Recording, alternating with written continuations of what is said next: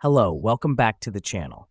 Today we're diving right into learning how to assign recurring tasks to collaborators in Todoist with our complete guide for 2025. First things first, let's jump into the Todoist app. Now that we're here, we need to create a new task. It's as simple as clicking on the plus icon in your task list. The reason we do this is to initiate the process of setting up a recurring task. This task will then be assigned to a collaborator. Once you've named your task, it's time to set the recurrence.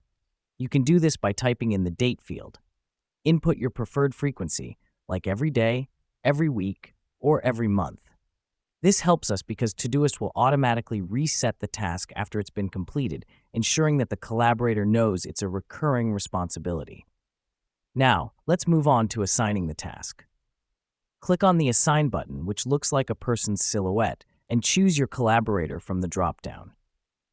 Assigning tasks is key for collaborative projects, as it clearly communicates who is responsible for what. A quick tip here: if you don't see your collaborator on the list, ensure they've accepted your invitation to the project. This step is crucial, as without it, assigning tasks would not be possible. Next up, don't forget to hit the Add Task button to save your changes. If you skip this step, all your hard work will be lost. Let me explain why this matters. Creating a recurring task and assigning it to a collaborator ensures that your team stays on track with ongoing responsibilities without the need for constant reminders. It's a great way to streamline your workflow and keep everyone on the same page. And there you have it. By following these simple steps, you've just assigned a recurring task to a collaborator in Todoist.